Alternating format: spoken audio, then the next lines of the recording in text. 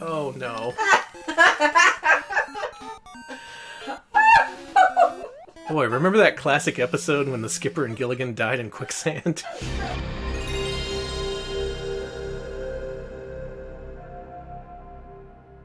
Okay, we got a good couple, or rather not a couple dozen, we got just a dozen games to get through, so yeah, Alex, go back to enforcing your hard 5-minute limit here. Alright, don't you fucking try me, Dan. No more Dr. Jekylls here. We're gonna move on. So, after Dr. Jekyll, what better way to follow that up than with Monster Party? Let's play that. We still in 1989? We're still in 89. Good. So we played Monster Party before on our Mascot Friday stream, so let's go ahead and check out the unreleased Japanese prototype version, where it was going to be called Parody World Monster Party. And boy, this prototype is amazing. I am super glad we found this. It is one of the more sought-after prototypes. So this was released in the US, and in fact it was a US exclusive. It was never released in Japan. But if it had been released over there, this is what they were planning. The intro is exactly the same, only instead of an M on that kid's shirt, it has a hiragana he, because his name is Hiroshi. Pretty good. A lot of blood. Oh yeah, that made its way in the final version. And you get to turn into the alien Mark right away, which I'm pretty sure is different. Like, it at least lets you go a little while before that. And look at this! The plant tells us, well, it's basically just like scatting to itself. It's just like da-da-da-da-da-da. I love him. Now here in the States, all we saw were, I think, the pot and the plant itself. The karaoke machine, the microphone, and the lights above, they were all deleted from the US release. That's not fair. But they're still in the ROM, they just kind of dummied them out. But that gives you your first glimpse at what this game was almost going to be, and that was a parody of a whole bunch of different horror movies. This being, of course, Little Shop of Horrors. A really amazing story from Frumple in chat. I lent this to the neighbor kid back in the day, and his mother was a Jehovah's Witness. And she freaked out when Level 1 did that change and was forced to bring it back to me immediately. Wow. Well, we're going to see that in a minute, if I can actually get there.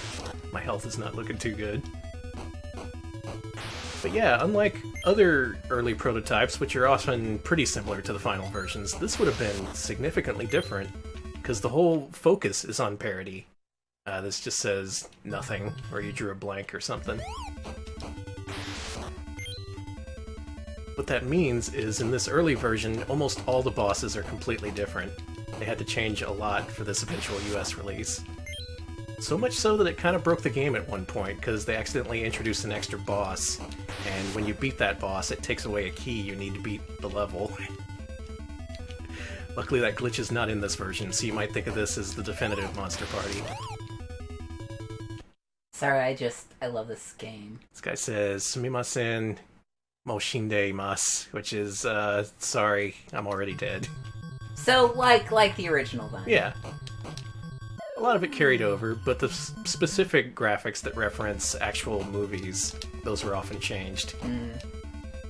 I don't really understand. They're kind of, like, obtuse enough to not be copyright infringing. It's just like a reference, as opposed to a ripoff. But for whatever reason, Bandai got cold feet and decided to take the easy way out.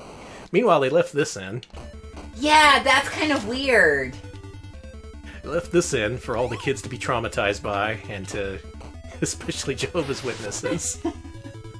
That sucks. Look at this! There's all these skulls in the background, drooling blood. These platforms are made of blood.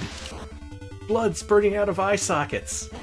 I got another Jehovah's Witness story from Blab this time. I was friends with a Jehovah's Witness, and he made me promise not to tell his mom that he was playing Chakon the Forever Man because she thought it invited demons into the house. Oh, here's the Planet of the Apes guy. Okay. This boss is completely different, because you see an ape-like dude on a horse, and in the background, it's a cutesy Statue of Liberty. With their foot all sticking out and shit. Yeah. Well, this guy takes off a lot of health. This prototype, I remember, is also a lot more difficult than the original, too. Well, Danny died. When did you start that timer? I started it too late. You... I know. Hey, I fully admit to it. I'd like to apologize to the fans. I just didn't bring 110% after intermission, you know. Next game, I will definitely do the timer better, you know. But it just happened that me forgetting the timer had more heart. A apology not accepted. You're fired. Okay, cool. We're now taking applications for a replacement Alex. Do they have to have the name Alex? Because I'm pretty sure we have people in chat named Alex. Oh, you can change your name. Okay, so change your name to Alex if you're going to apply. This time, let's try not to take all the hits. And in this version, they kept the glitch we noticed with the final version, which is if you rapid fire the attack button, you can go in slow motion. Oh, you sure can. Really weird. Let's see if we can at least get to one more unique boss. Is there a translation patch available for this? Anyone know? That is a good question. I think I remember seeing something about that, though I don't remember if it was actually released or if they were just planning to do it. Hide your Jehovah's Witnesses. This is disturbing to see in an NES game in '89, though. Like, no other game would you see something like this. This is pretty... And it's just there without explanation or really any kind of build-up. It just happens. Mm-hmm. Pretty awesome. Pretty awesome, Bandai. Kind of scared the shit out of me as a kid. Yeah.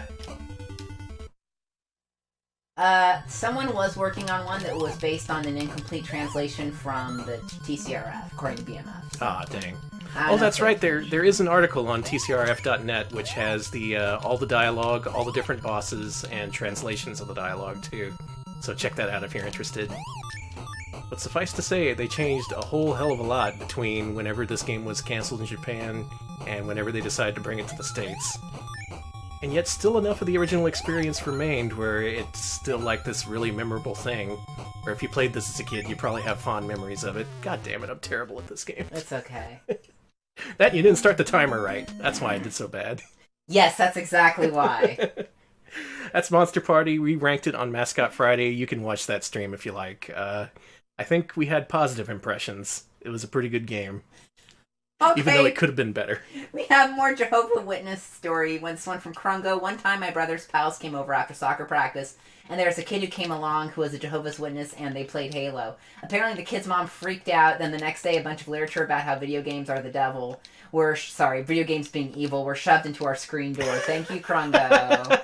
Thanks, Halo. Oh my god, that's Oh, good. everyone's got a Jehovah's Witness story. Next up, that same month, June of '89, they also released something a little bit more Uh-huh. conservative, Shooting Range.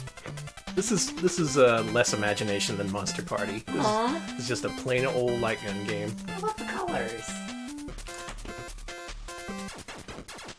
Yeah, around this era, there were a few publishers who just made light gun games. Like, they didn't put any kind of imagination into them. It was just like, gotta put out a light gun game. And that's what they did. Well, you gotta. So, this emulator has light gun support, but the controls are kind of weird. Okay, there we go. Let's do it. So, this is a shooting gallery, as you might expect from the name. First level starts off in the Old West. And we're shooting Native Americans. Now, we're not shooting them, we're just shooting targets above them. But still, not a great look. Yeah. There's so many different things you could shoot in the Old West. Bandits, cowboys, scorpions, bison. I don't know about that one. Still, Yeah. I'd much rather that. Yeah, I don't like this. Alright, chat's like, okay, next game. Well, still, that just goes to show Bandai trying to adapt to US market. Because this game was US exclusive, it was not released in Japan. They specifically contracted Tosei to make this, and I guess they had the mission statement was, make this American. Do what Americans like. Well, if they opened a history book, they may have assumed something about what Americans that may like. be what happened. Yeah. It may be a case of Japanese people trying to tap into American culture and maybe not really getting the point they should have gotten. Or maybe getting it better than we do. Who knows? Maybe. Alright, you're out of energy. Game over, babe. Can you do another stage, or if you only allowed to do the first one? Let's see if we can do a different stage. Okay. Yeah, weirdly this game uses a control pad in addition to a zapper, so control's not what you might expect. Oh, I'm doing a party now. Oh, Go! That's a cute sprite, actually. I was gonna say, who is she? She seems cool. like that She's Ms. Bandai. Well, I love Miss Bandai. Bring her back. Alright, here's something a little bit less racist. There are multiple scenarios, and essentially they all serve the same purpose. It's just shooting gallery-style challenges. I guess in that Western one, you had dudes who could shoot back, and you also lose health if you shoot the human characters as opposed to the targets. So again, you weren't supposed to shoot them. Still rather them not be there. Everyone had different better takes. That they were like the Umbrella Corporation, like, you know, those were like Umbrella Corporation logos everyone was running from, or like Evil Peppermints. Oh yeah, this is Umbrella. Look at that. This could easily be a Resident Evil themed shooter. Capcom, team up with Bandai. Please do this. Become Capdai. That's a little fucked up, but okay. What would you rather have? Band cap? I don't want to ban caps. People can wear whatever they want. I was gonna say band com, but... okay. I don't... Or band com, like... Or band con! A convention for people who enjoy music! And people who enjoy being banned. Yes! Yes! I like music, and I've been banned from many forums and IRC channels. This is perfect! Okay, I got the score threshold. Do I really have to keep playing this? You don't have to if you don't want to. You know, it's a free stream. I was gonna say it's a free country, but it's a free stream. You know. Here's what I'm gonna do. I'm gonna fast forward so the time runs out, and we get to see what's next. Please stop, says Uzi. Had enough of shooting range. Why would you ever tire of this game? Timeout. I get a timeout after that. I'm giving you a timeout. Fuck out of here. I love you. Timeout. Timeout. Timeout. Timeout? There we go. I think that little spook bear. Sorry, this is a pretty scary game. Yeah. This was right after Monster Party, after all. So yeah, there's a little bit here, but if you explore it, there's not much. There's only a few different scenarios, and they're not great. But this is another light gun game that you can use with your NES zapper if you really want to. And we're out of time. We're out of time. Good job, shooting range. We got 5 minutes out of you somehow. Hooray! Now, that was the only Zapper-exclusive, US-exclusive game they released. I guess they just figured they needed to have at least one, and that's all they needed. Now, let's never think about the Zapper ever again. Amen. So, Danny, what was next in 1989? Wow, we got another June release. This is a big month for good old Bandai. In the same month, they released Monster Party, Shooting Range, and Street Cop.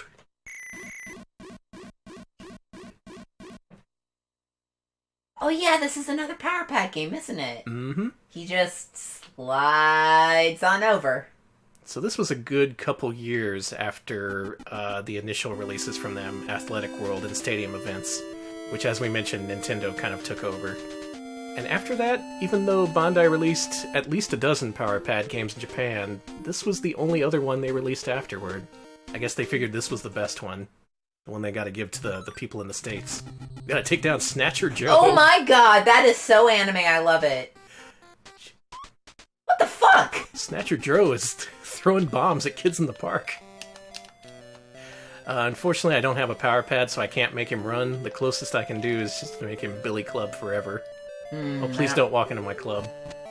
Please don't. Oh, I made him sad! Well, yeah, you're beating a random person on the street! Look, this is the only way I can propel myself forward. You're just walking into my nightstick. Yes. You sound like a real cop. Ironically, a body cam would exonerate me in this case. But, again, we're going to feature Power Pad games in their own stream eventually. And these are not playable in this emulator. So, Street Cop, you will be judged in the future. That's a promise. In Japan, this was actually released as Manhattan Police. So this is how they do things in Central Park. This dude's legit following me around and getting beaten. This is not fair. That's pretty fucking funny, I'm sorry. Now, while June 89 was a big release, there's not much more we need to see there. Oh my god. We skip all the way to the end of the year. They decided, you know what, Monster Party, Street Cop, Shooting Range, that's enough to last us the whole year. We don't need nothing else. So, towards the end of the year, December 89, they decided to go back to the classics. And they released their final Namco localization.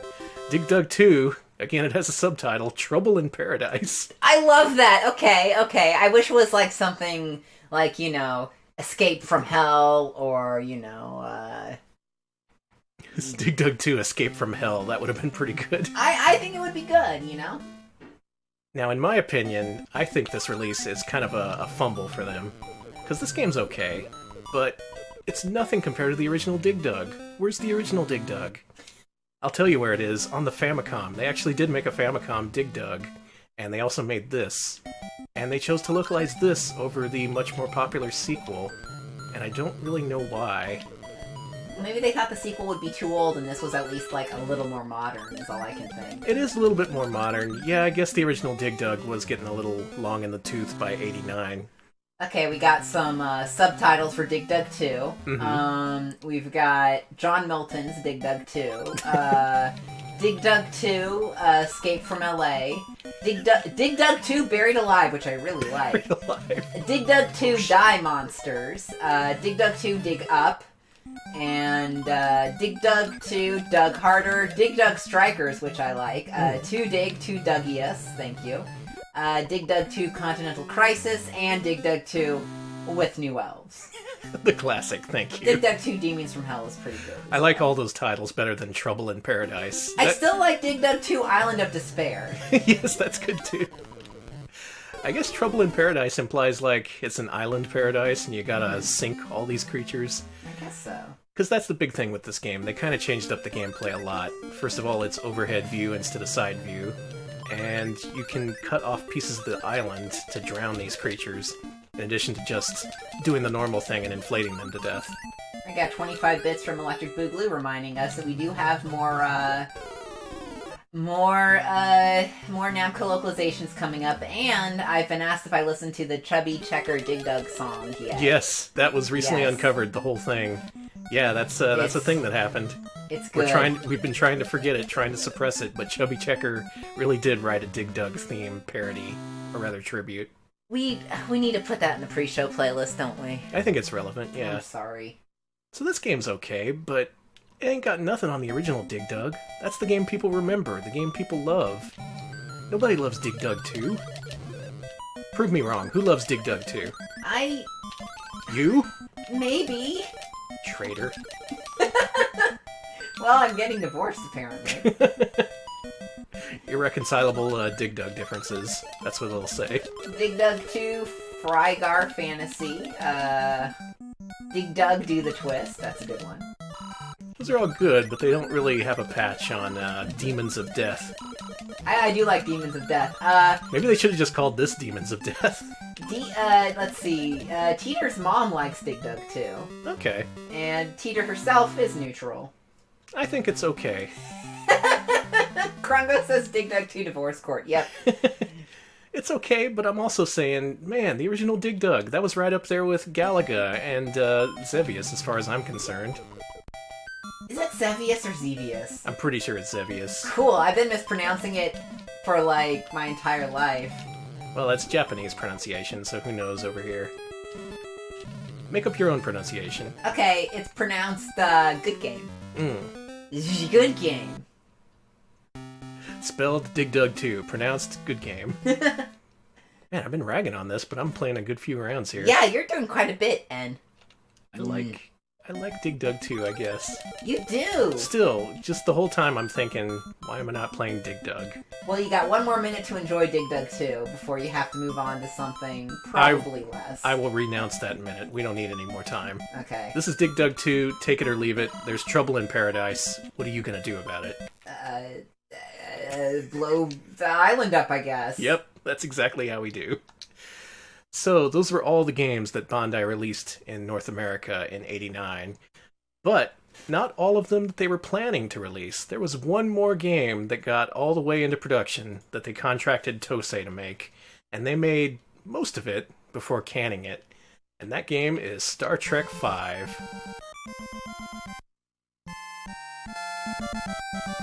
love this music. Thanks to Arnold Rimmer for reminding me about this. I almost forgot about this game. Damn. Yeah, Bandai was going to release a game based on the feature film Star Trek V, The Final Frontier. You know, the exciting one. Now, it's been commented on, even in magazines at the time. They said, no wonder this was canceled. That movie, it had no action, no space battles, no fights, no nothing. It just, from the way people describe it, it sounds really boring. And, yeah, that's the reputation Star Trek V has. Is that the one with the whales? No, that's 4. Okay. And 2 is The Wrath of Khan. Okay. All I remember is there's one with whales, and they go to, like, Earth in, like, modern times. This is the one where Kirk fights God at the end. Okay, alright, okay. Yeah, apparently this is the one with the fake god. Okay, cool. Set phasers to stun. Danny! You don't have to say it like that. Well, he was giving me a look. Well... And this is what the game looks like. This is what we missed out on. Look at us run! Mm-hmm. I got it. Space gun! I guess this is supposed to be Kirk. Most of the crew members are here, but they all have very similar sprites. They just have different heads, I think. So this would have been... I guess you could classify this as a run and gun. Okay, a bunch of people are demanding I watch Star Trek IV. I probably should, because I'm on a... That's the good one, I hear. I'm on a whale and orca hyperfixation lately. Oh, dude, you gotta watch that. Oh, yeah, I gotta. It's all about Spock and them whales. That was the subtitle in the U.S. Star- Spock and them whales. Star Trek IV, Spock and them whales. Now, unfortunately, this prototype is pretty early. It's obviously incomplete. The challenges are kind of, like, bad. You just walk forward and shoot dudes. I guess there's power-ups and a little bit of variation, but not much. It's the kind of thing they would have polished up if this had got anywhere in development. I am being demanded to watch the Star Trek film. This is... Okay, I guess you gotta watch it. I have seen 2. I haven't seen 3, I've seen 2 though. as well. 2 is good. I guess I'm gonna have to watch a Star Trek. Have you seen Star Trek 4? Can I wrangle you into this, too? I think I did when I was a little kid when it came out in the theaters, but I haven't seen it since then, so I'd be willing to. Do you know if you do kill God in this NES title? Yes, the final boss is actually God, who's a flaming skull on the side of a mountain. Kirk has to shoot it to death, and then you win. So, wait a minute. Is this Star Trek 4 or, like, Holy Mountain? Because... This is 5. This is Star Trek V. Sorry, Star Trek 5. It's a remake of Holy Mountain. Okay. Now, I like the horses, I will say that. And I'll also say there's another unreleased Bandai game that I really, really want, and this is my platform to spread some propaganda about this. Y'all, look out for an NES cartridge called Ultimate... What was it called? Not Ultimate Warrior. It was Ultimate Journey. That's the name of it. It was a game that it was basically a Ninja Gaiden clone, and we know nothing about it, only it got reviewed back in the day. It should be out there. It should have a complete copy out there somewhere. We gotta. The truth is that the cart is out there. The cart is out there. There's a password system. Let's go ahead and enter one of those. Okay. Be different. and different is spelled wrong. I wish there was a DS9 game. Hold on, I gotta quickly look this up. Everyone's telling you to be different, which, I'm being different. See? I'm different. Okay. The crew members are brainwashed. Brainwashed! Kirk, Spock, and McCoy are imprisoned. Scotty attempts to rescue them? Okay, the text would have been polished up. So in this level, you play as Scotty. Looks just like him, can't you tell? Look at him go! Scotty and the Death Star. Oh my god, Scotty! And this is more of a open-ended area where you search through all these doors looking for bombs to free dudes. Cool, huh? Now, if you lose this level, the text afterward calls him Scotto, which I think is pretty good. Actually, let's see that. Okay. Well, after that, we should probably move on. I guess so, but I'm glad this was discovered. In fact, I'm remembering a little bit more about this game's history, how we found the cart, because I do believe this was a Lost Levels release. What happened is there was this old web forum called Digital Press where collectors used to go, and that's where the whole Bioforce Ape thing started, if you're familiar. But what collectors used to do is they used to go on there in the buy-sell forums and just list all the games they had for sale. And occasionally prototype collectors would come in there and list their prototypes. And one day someone did that. They listed a whole bunch of prototypes for games that had been released, as well as a couple that hadn't. Now, the unreleased games, I think, were snapped up pretty quick, but Star Trek V was on the list for, I think, a couple months after that post was posted, and it was only after that time that I think Frank Cifaldi at Lost Levels noticed and said, hey, can we have Star Trek V? And they said, yeah, go ahead. That kicks ass! So our theory on that is that there's a released Star Trek game for the NES, and it's terrible. It's called Star Trek 25th Anniversary, and we think the collectors just saw the word Star Trek in that guy's listing, and it instantly engaged their don't give a shit, the part of their brain that tells them that. Like, they stopped reading when they saw Star Trek. They didn't bother to see if it was 5. And it turned out Scotto was out of energy. Scotto! But yeah, as it turned out, yeah, that was unreleased Star Trek V. It just took a little while for people to notice, including hardcore collectors. So, glad we got that one. This is a pretty interesting one. Shame it was never released. I love Scotto. I'm sorry. Scotto is brilliant. Good old Scotto. Love that guy. Alright, so moving on? We're moving on to 1990. So a few more months after Dig Dug 2, April 1990 comes along. And boy, if I had got a game for you. It's called Dino Wars. Spelled with a Y and a Z. Yes, good. Okay, like it. Enjoy. Good. No words. First of all, here's the good news. This is specifically a US release. They contracted someone to make this game for the US market. Never came out in Japan. Other good news, this is about giant robotic dinosaurs who fight each other. Mm-hmm. And it's spelled with a Z. What more do I need to tell you? Here's the bad news. This game was developed by Advanced Communication Company. You remember where you saw that title earlier? Yes. The creators of Dr. Jekyll and Mr. Hyde. Yep. This is their second game released in the States.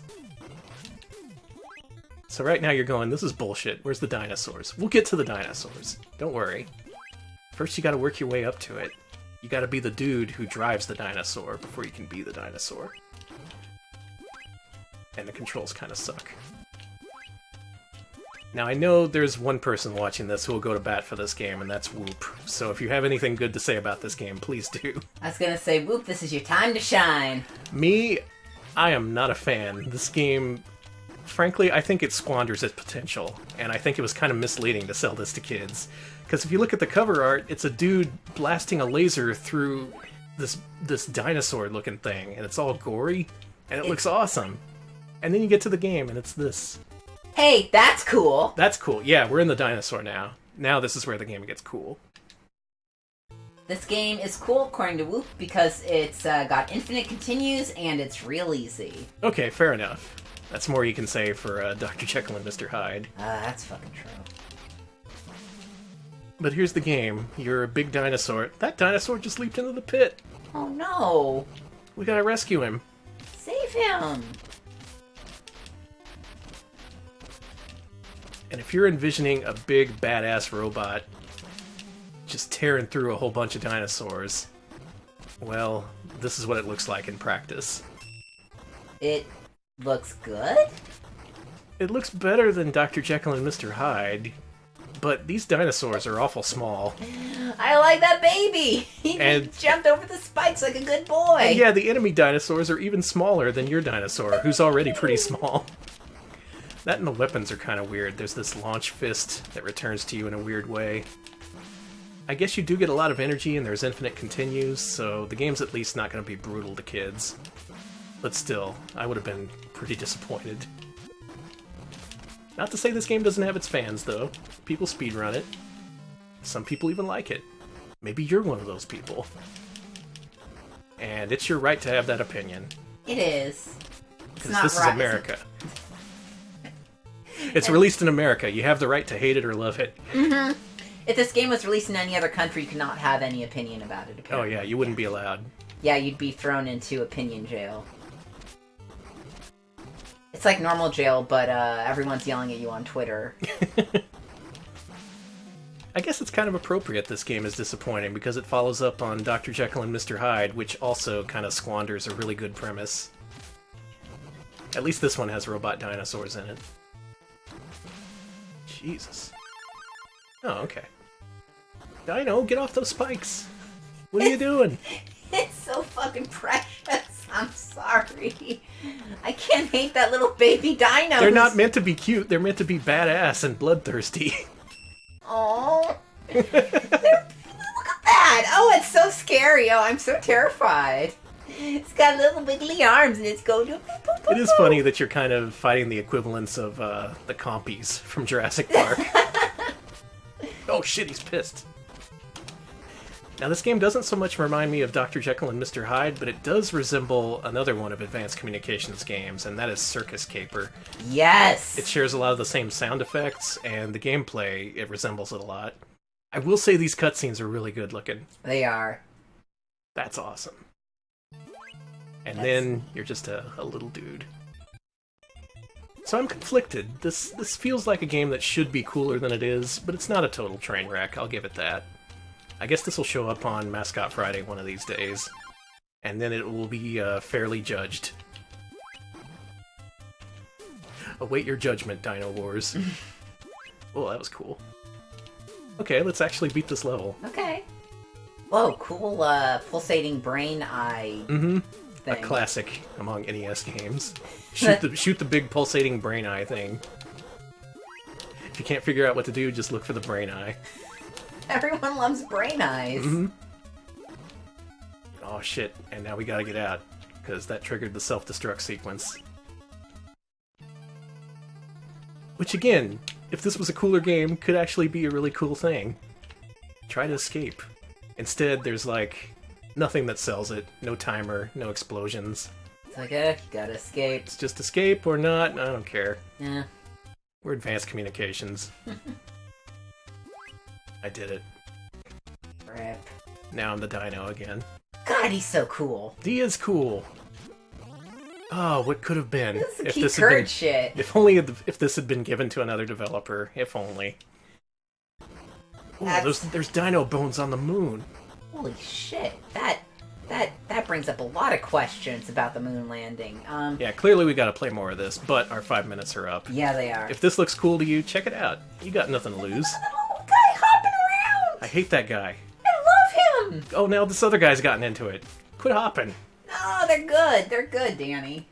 So 2 months later, June of 1990, their latest Namco collaboration. I forgot about this one. This is their last one, I think. For real this time. Okay. Dragon Spirit. So, as Electric Boogaloo mentions, the reason I was reminded of Keith Courage is because Advanced Communications did make Keith Courage. They sure did.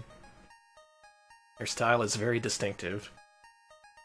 Now this game, also an arcade port. Dragon Spirit got an accurate port to the TurboGrafx 16, but this one tries things a little bit differently. It starts off with a prologue stage that I don't think is in the original version. And that is where this game gets a little strange, because depending on how you do in this first level, that determines the game you get to play afterwards. Like, if you beat the boss at the end of this level, the game decides, okay, you're ready for the real adventure. This is where the real shit starts. You're the dragon, you gotta kill all the other dragons. This is for real. It's great. Now, if you die here, you get sent into kids mode, where all the levels are way easier, and there's fewer of them, and at the end it's revealed it was all a dream. And I like that. I like there being two different branches of story, depending on how you do in the first stage. That is interesting. That's kind of an underused thing. I mean, I know why, because it's a lot more effort to make basically two different games. But I'm glad they went through that effort, and it makes this port feel pretty unique. Yeah, here we beat this first level, so the real story starts.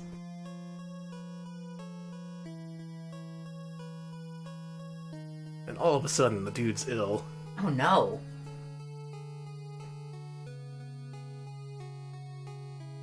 Lace and Iris. Yeah, you wouldn't see any of this story if you'd gotten into kids mode. I forget what the story is there, but it's pretty different. And of course it ends with it being a dream. Hey Iris, you're gonna be my victim. I guess. Thanks. Alright. Lace needs that sword.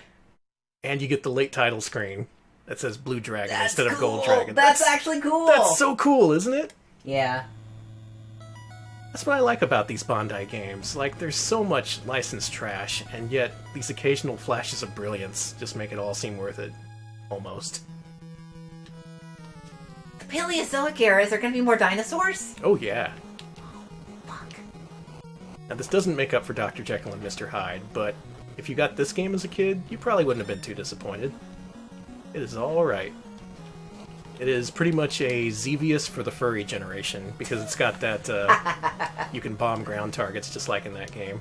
Only in this game, you're a badass dragon with multiple heads. Good, good. I like this. I like this. I guess it's more for scalies, come to think of it. Oh, scalies, furries. Listen, those divisions don't. If those divisions exist in furry anymore, I rarely see it. We're all, we're all united under the banner of just loving these weird ass animal whatevers. Who doesn't love a dragon? That's what I'm asking. Exactly. I also like this port because your character's a lot smaller in this one. My main complaint with original arcade Dragon Spirit and the TurboGrafx one is your dragon is huge, especially when you get to be the three-headed dragon. It's like you can barely dodge shit after a while. This one keeps it nice and easy. There's a lot of power-ups, some pretty good music. I'd feel good about selling someone on this game. As opposed to Dr. Jekyll and Mr. Hyde. So if you're at, like, CarMax, but for Bandai games, you would definitely try to push them towards this one, but if you had a quota to meet for, like, Dragon Power, you'd feel real guilty. Mm-hmm. Like, what can I do to put this mom behind a copy of Dragon Power? No, you want Dragon Spirit, not Dragon Power. I know you want to feel powerful, we all do, but just believe me, you gotta see the spirit of this dragon. You gotta. Oh, we're closing in on 5 minutes here, but oh, yeah. I like this. It's fun. And again, Namco kind of had higher quality standards than, say, Advanced Communication. A little bit. Dino Wars was an improvement over their early games, but man. I'd say a kid would be happier with this than Dino Wars. I might be going out on a limb there. Maybe I'm wrong. Well, just maybe a little bit, but, I mean, this is... I don't think you are. This seems a lot cooler than Dino Wars. Two heads! That is cool. That is really fucking cool. Double the firepower! Alright, you got 15 seconds. Okay, I gotta make it count. Oh, no! Oh, you made it count, baby. I sure did. That's Dragon Spirit, available now for your Nintendo Entertainment System from Bandai, the masters of the game. I don't know, they'd have a pretty good reputation after this. This is an okay game.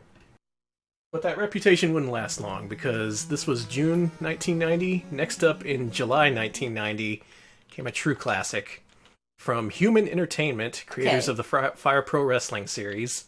It's The Adventures of Gilligan's Island. Now, I shouldn't need to say this is a US exclusive. This was not released in Japan, and this was made for release just in the States.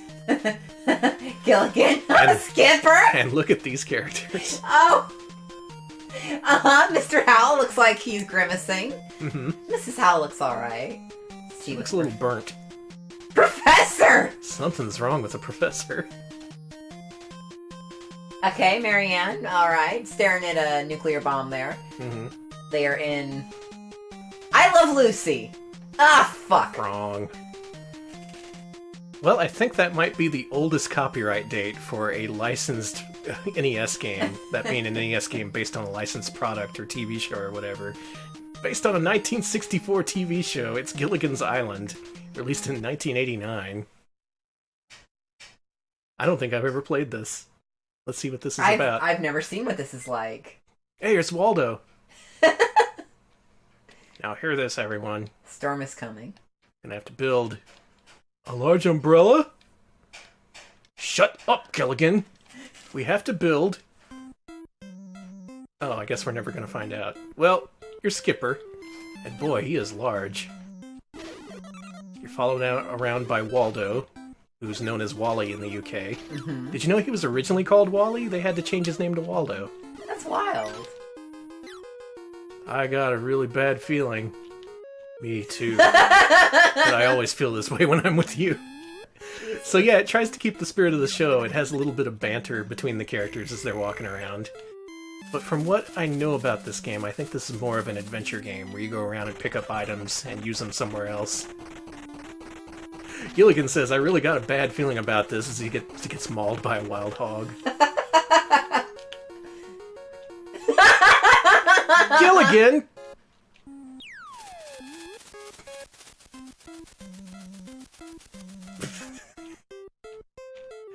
Alright, Gilligan, how about we don't fall down the hole this time? This game... I'm already liking this. It's the fact that he gets mauled by wild animals and all he can say is, I don't feel so good about this. BMF, I do not remember the Gilligan's Island Elf crossover. That must be real, but that sounds like you're just bullshitting me. Well, Gilligan's he thinks we should go in the quicksand. Let's do that. I Submerged says 8-bit Ico is weird. Yorda, you idiot! Am I stuck You're here? just drowning in quiz. Oh, it's draining my health! I am dying! You're just... Help, I'm dying! Rope. Rope, please. Let's use the rope. Oh, no. Boy, remember that classic episode when the skipper and Gilligan died in quicksand? Let's not go that way. I get a time bonus for dying? You got... You died in record time. Good job. Oh my god, okay. This is one of the more unbelievable games we've played so far today. Snoozy says the ending every fan of the show really wanted to see. It's true. The If you want to Skipper and continue, press the start The button. Skipper and Gilligan slowly drowning and dying in quicksand. Yes. Alright, Gilligan, let's see if we can avoid getting killed this time. Still, of all the games to make an NES game about, I mean, of all the TV shows, where's the Bewitched game? Where's the I Dream of Jeannie game?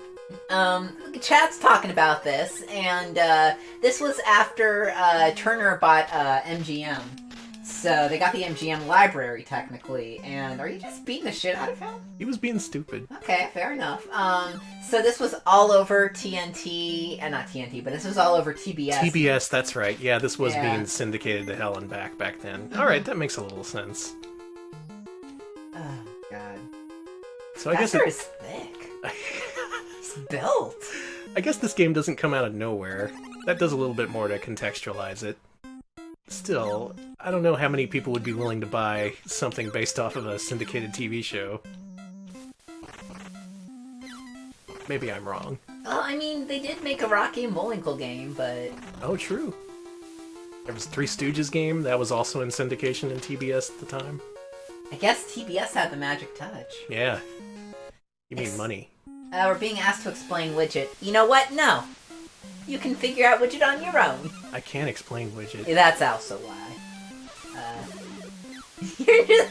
This is Gilligan's Island. Gilligan gets killed by pterodactyls. Alright, we hit 5 minutes. Aw, really? I wanted to play more of this. Okay, we might return to this just for the sheer novelty of playing a Gilligan's Island game. Let's drown the skipper again. We should do an episode based on games based on old TV shows. Look! I won! I won! I won! I won! I won! Finally, the grim specter of death has claimed me.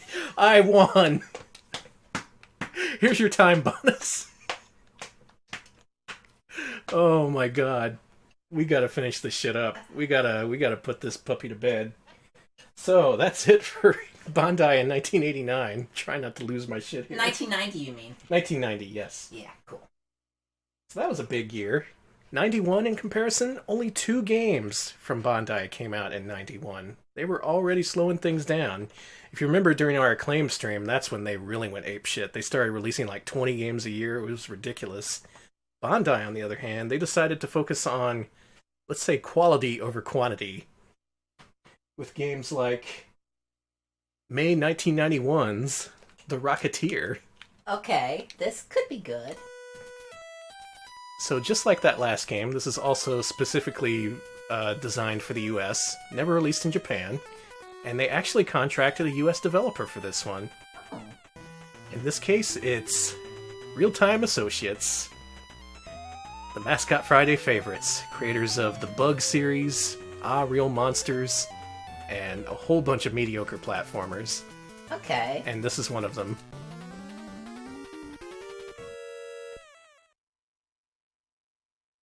You seen this movie? It has been so long since I've seen it. Yeah, same. I know the Super Nintendo game is terrible. This game I've played... Where? Peavy! Peabody. Peavy! Sorry. Peavy. Oh my god!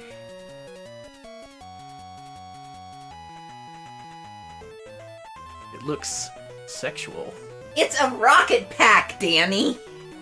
Yeah, sexual rocket pack. I guess if that's your bag, baby. The rocket bag. Oh, this sex toy's going crazy. Danny! This is not a game about teledildonics. Stop it! Hey, they invented it back in the 20s. They did not have teledildonics in the 20s. Take it back. This is a really long cutscene. Yeah, we are demonetized, thank you.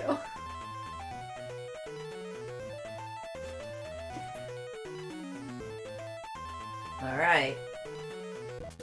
And after all that build-up, the game looks like this. Look how tiny he is. He goes around punching dudes. I think you have to pick up fuel for the rocket pack, otherwise you can't fly. There's also a gun? Yeah, there's a gun. These are so tiny! Look at them! Look at this! Hey, B. Oh yeah, it says B. B. B. B. Let me tell you my personal story about this game. Yes, tell me. My dad had a friend who travels a lot. He was in town, and he brought over a couple of NES games. Those games were Swords and Serpents and The Rocketeer. I got to play them both, and he was like, hey, I'm gonna be away for a while, you can borrow these if you want. And I said, sure, I'll borrow Swords and Serpents. And he was like, oh, you can take The Rocketeer too, I'm not gonna have any time to play any of these. And I said, no, that's okay. This was me as a kid who had maybe a dozen NES games in my collection. I legit turned this game down after playing it for half an hour. That is so fucking good. And he never came back for his copy of Swords and Serpents, so I got to keep it. The story had a happy ending after all. And best of all, I didn't have to play more than half an hour of this game. And now you get to play 5 minutes of it. Yeah. Yeah, so this is Real-Time Associates. They have... I guess there's a better standard for quality here than for something by Advanced Communications, but it's not much better. This is still very much a generic platformer. Yeah, let's see. Chat saying, this seems fine? It's okay. It's not exciting or fun. It's just a game. Jim Polian says it was a test, you earned that copy of Swords and Serpents. Yep. That game wasn't very good either, but at least it was more interesting than this. Whoa, this dude's following me. He just landed and made a thud and he's like, I'm fine. Yeah. He just dropped like 5 stories. It's cool. Also, for being the Rocketeer, you sure don't fly much in this game. Especially not in this first level. It's mostly just jumping. Jumping on crates. Alright, you got 1 minute of rocket antics left. Okay, well, the really cool thing about this game is the whole game looks like this. It never changes up. It's all this over the course of like 8 levels. Okay, the death scene's pretty cool. That is cool. I like that. Let's end. Let's end. So, what is that? 20 years later, my response is still, no, that's okay. That's okay. Well, stupid me, I ended up skipping a game because this is not Real-Time Associates' first development for Bandai. They actually made an additional game a year before, so this is their second game. Okay. Before, in 1989, was Dick Tracy.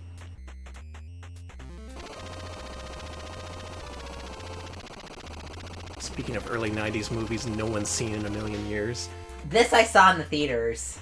I think I saw this one, but I don't really remember much of it. They promoted the shit out of this. I remember that. Yeah, Dick Tracy was everywhere for a time. In fact, they were promoting this so hard that there was actually plans to open a Dick Tracy area at the Disney parks. Oh, wow. Because this was, Disney was pushing Eisner and Disney were pushing the shit out of this. This was a... Yeah, this is based on the early 90s Warren Beatty movie, which I'm sure no one has thought of in many years. This game's pretty interesting. It's actually a detective procedural game, believe it or not.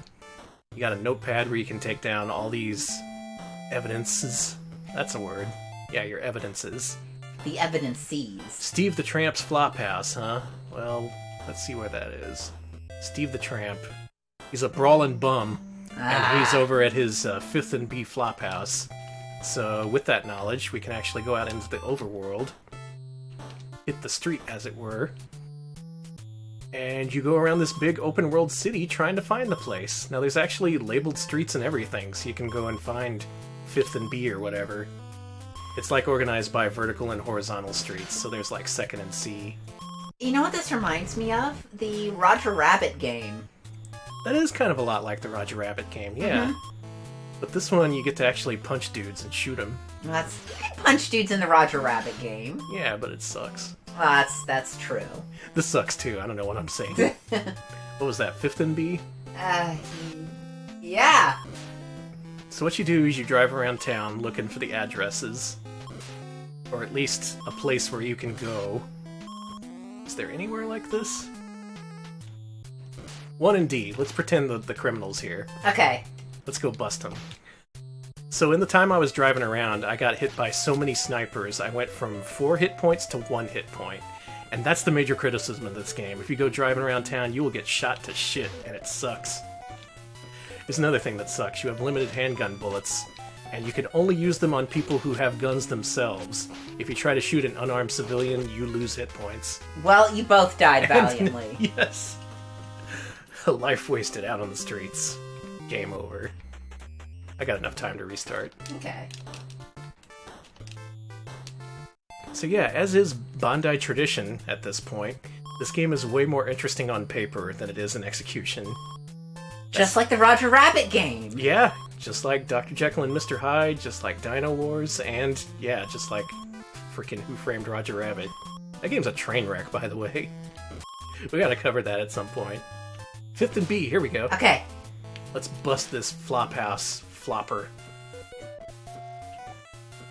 Oh, nice looking Flophouse. I was gonna say, is this a flop house or a hotel? That's some good looking ivy for a Flophouse. I was gonna say, this is a really nice flop house. Yeah, like that guy right there, if you shot him, you would lose some health. You cannot shoot unarmed people. It's not the Dick Tracy way.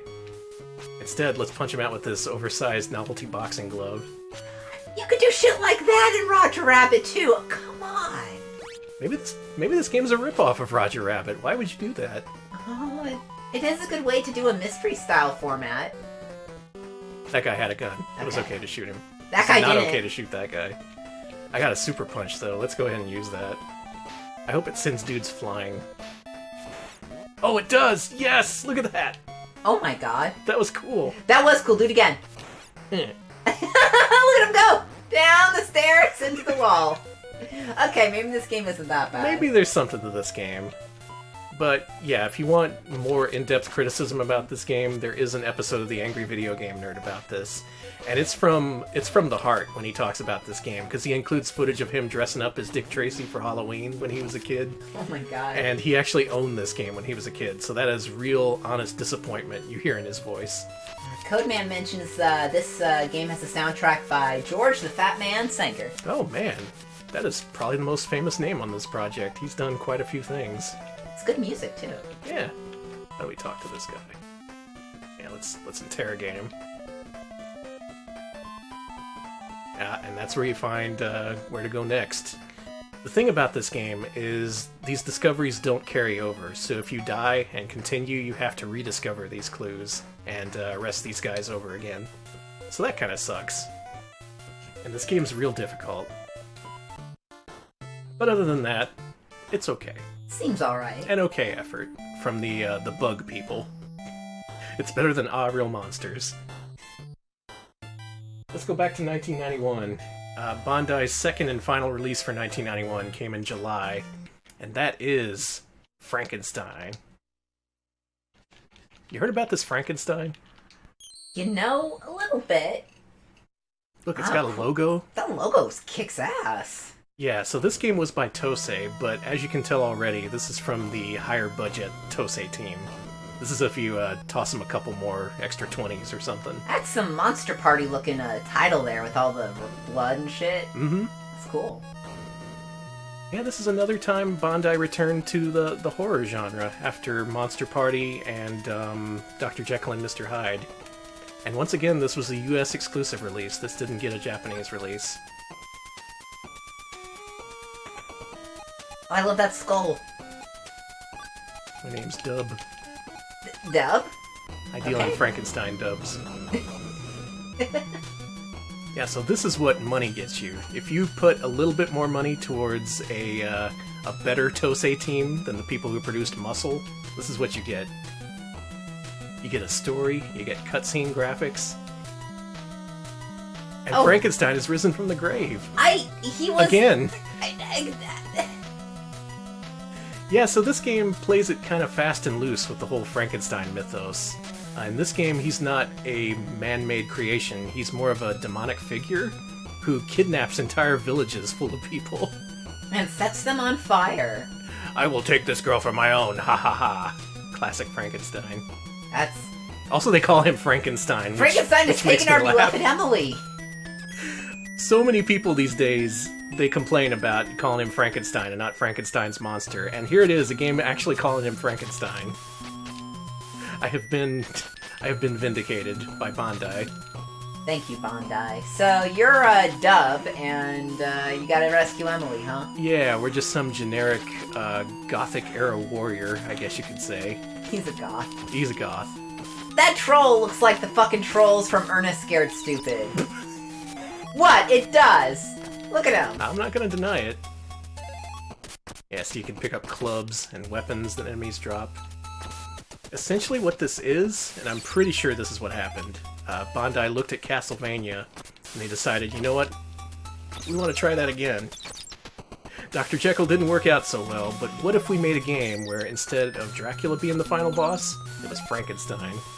And that's what happened. Not a bad idea.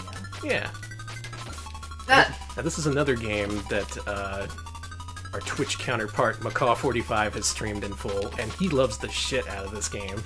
He says this is a masterpiece, an 11 out of 10, and other things that he says. Yeah, it's been called a 40... people, I forgot who mentioned apologies, but yeah, they mentioned it as a 40 out of 10 by Macaw. Yeah, I was surprised at how much he loved this game, and yet I could kind of see it, because he played all the way through it, showing off the finer points, and this game does have finer points. And by the end, I was ready to believe him. It's got upgrades, max healths, upgrades, weapons to collect. It's not your typical bullshit Bandai game, is what I'm saying. Except you go in a door and it leads into the sewers. So... Look at these sewers! They're so modern! Yes! Yeah, the old Gothic sewers. Yes! The Franken sewers! The Franken sewers. Boy, you ever try and talk up a game and then instantly it's like, no, fuck this game. Well, that just happened. But the cool thing about this game is that there's a ton of unique bosses. There's a dragon?! And they all talk to you beforehand, even the monsters. Hey, I've never read the original Mary Shelley's Frankenstein. I got a question for everyone. Does it have dragons? Oh, yeah. Really? Yeah, he goes up to the North Pole to meet his dragon friend. They become roommates. That's how it ends. I have been sleeping on the classics too much. Dude, totally. You should read Bram Stoker's Dracula sometime. Does it have dragons too? It's got Keanu Reeves. It's got Keanu... Is Keanu Reeves a dragon? You'll have to ask him that. Does Keanu Reeves get to meet a dragon? Whoa, I'm having a problem here. You okay? Oh. I just love the sewers. I guess you do. Yeah, this game is okay. Not really sure if it's an 11 out of 10, as some people claim, but it is entirely decent and one of the better Bandai games for sure. even though I can't escape from the sewer. Are we really going to end in the sewer? I wanted to end on a better note with Frankenstein, because I kind of like this game. I do like that there's just a dragon in the sewer. Yeah, the sewer dragon. Well, there's our 5 minutes. Go play Frankenstein, you might like it. It is quite decent. It's a little weird, but a little interesting. And there's dragons in the sewer, so you know it's good. Mm-hmm. Well, believe it or not, we're closing out Bandai's lineup, because we only got 2 games to go, and they both came out in 92. Boy, they just kind of petered out there, didn't they? Back in the Acclaim era, when we were covering that, it was just like a dozen games one year, a dozen games the next year. And then in their final year, it was still like 5 or 6. But here they closed it out with 2 games, and one of them's a fucking baseball game. Once again, you had a nice logo, so they kept up their payments to Tosei. And even an intro. Legends of the Diamond. Legends of the Diamond. What is with these Bandai games having, like, elaborate subtitles? Because I guess it's technically Bandai Baseball. Yeah. And Frankenstein was like Frankenstein the Monster Returns. The Monster Returns, Trouble in Paradise, Demons of Death. I do like Demons of Death. They had a knack for really evocative subtitles, yeah. But, if you haven't heard of it, this is baseball. Mm-hmm. Oh, I got Honus on my team. He's pretty good. Oh, I love Honus. Along with Whitey, Hank, Billy. Brooks. Billy! We got the Billy! We got Garth Brooks! I don't like his BO, though. We gotta swap him out. Mm-hmm. Billy West, get out of here. You're gonna be our first shortstop. So by 92, this would be a pretty advanced baseball simulation. It at least looks nice.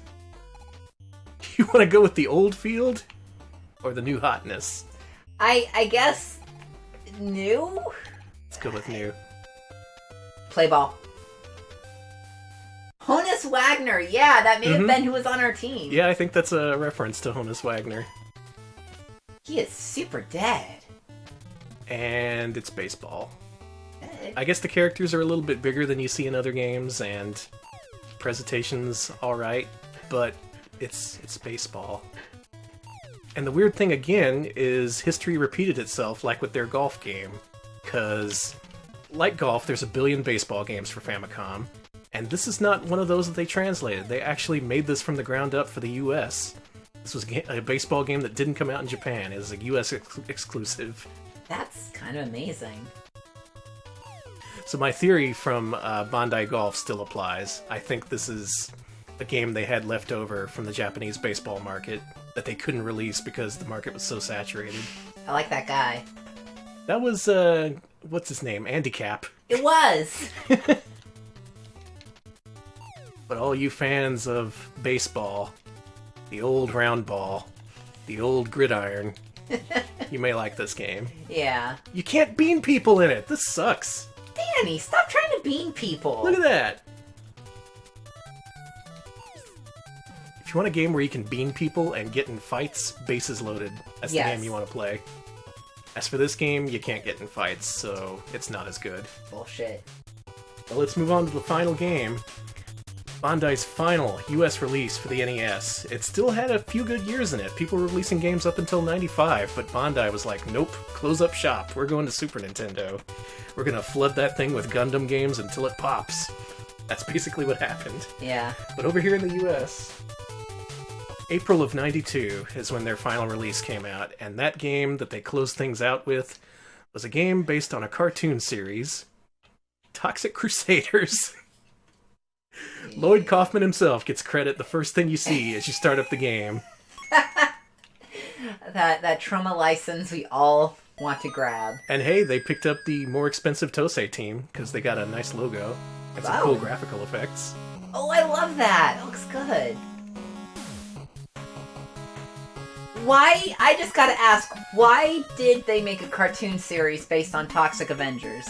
Well, we've discussed this before, like kids' media based on R-rated movies. Mm-hmm. We've talked about how Rambo and RoboCop had toys and stuff.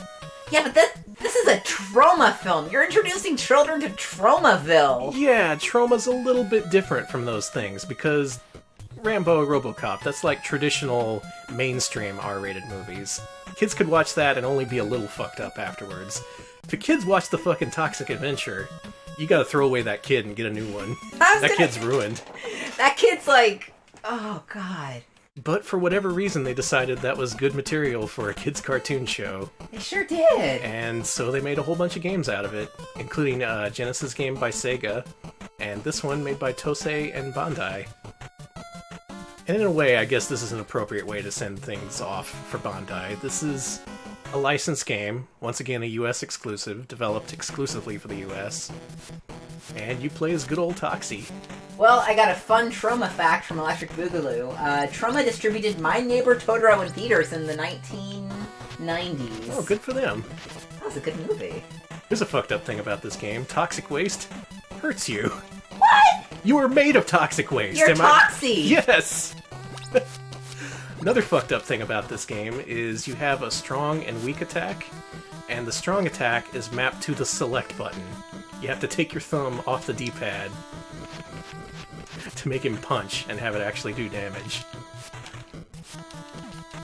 Man, one thing I'm noticing is that of all the companies to release NES games, this has a greater percentage of games covered by the Angry Video Game Nerd than any other company I can think of. Because we've covered like 5 of them. There was Dr. Jekyll and Mr. Hyde and the other ones. And for this one, he actually brought in Lloyd Kaufman to provide commentary, so that was a pretty cool episode to see. Oh, that's amazing. Yeah. But yeah, suffice to say, he didn't like it. There's also a Game Boy Toxic Avenger game. There was going to be a Super NES one apparently too, and they canceled it. Wow. Your kid's gonna, they're gonna want to see other Troma films, and they're gonna... You missed it. When I died, he said, "Oh, no." Just like Dr. Popo from Popo Team. Oh my god, I gotta... Okay, we gotta see this again. Okay. Oh my god. Check it out. He's gonna die. Watch his portrait in the lower left. I'm watching it. I like how it changes when he gets hit. That's pretty cool. But check it out. Oh my god! He does say, "Oh no!" He legit says, "Oh no!" Like, oh my god! That is amazing. That's so good. That's so good. So maybe this is the best Tosei Bandai game. All right, this is good. Taking it back, it's good. Yeah, this is good stuff. This also reflects where, the industry was going at this point. Back in '92, a whole bunch of people were making beat-em-ups for the NES. The most popular ones, of course, were Konami's Ninja Turtles 2, the arcade game, and, what was the third one called? Manhattan Project. That one was good. Meanwhile, Konami, they made a Batman Returns beat-em-up for NES. And what Bandai had was Troma and Toxic Avenger. Toxic Crusaders, rather. It's not based on the movie. This is the kid-friendly cartoon. Which, I guess go for it, Troma. Go for it. If you can get it, might as well get it. I just... after they watch this, they're gonna want to watch, Surf Nazis Must Die, which is a good movie, by the way. Yeah. I actually really like that movie. But I don't know if a kid should watch it. That would be kind of an awkward line to tread as an adult in the 90s. Even if you were one of those cool adults who was actually familiar with Troma movies, that would make things worse. Because your kid would love the cartoon and they'd be like, "Oh, can we see the movie?" And you're just like, "No." No, maybe. Wait until you're 30. But that was a time, and Bandai was right on the forefront of it. With that inappropriate license magic that everyone had back then. God bless them. It was a time. It was a time to grow up. Also, this game, playing it right now, I'm realizing it's not that great. No. But at least Toxie says, "Oh no," and that made my day, frankly. That is really good. So what can we learn from what we've seen? Bandai, it felt like they played it kind of safe compared to other companies. We've covered Micronix and Acclaim, who both just kept pumping out games one after the other, several times a month from many different developers in Acclaim's case. Bandai, it felt kind of like they were just sitting back and observing, like they were trying to edge into a market they didn't know much about. I guess that's bore out by the fact that they made games based on classic novels. They were just trying to go into any kind of market whatsoever. And I think Nintendo taking over the Family Fun Fitness mat, it kind of took the wind out of their sails. It feels like they would have taken off way faster if they had their own Family Fun Fitness releases. Instead, they just slowed way down, and they kind of lagged behind everyone else. But the few games they did release, they're pretty memorable in their own right. Yeah. We got Dr. Jekyll and Mr. Hyde, we got Toxic Crusaders, And then we also had stuff like Galaga, Demons of Death. I still can't believe that. So quite a lineup. Some of the very worst games for the NES, and some true classics, and some just general oddball releases from back when Japanese companies were trying to edge into the US market. A pretty interesting time, and it's reflective of the NES era overall. Good work, Bandai. You could have done worse. You could have done worse. It could have been way worse. That's my conclusion. That's the Retro Pals promise. I wasn't sure what my conclusion would be. Like, is this all shit? Is some of it good? In conclusion, could have been worse. Could have been worse.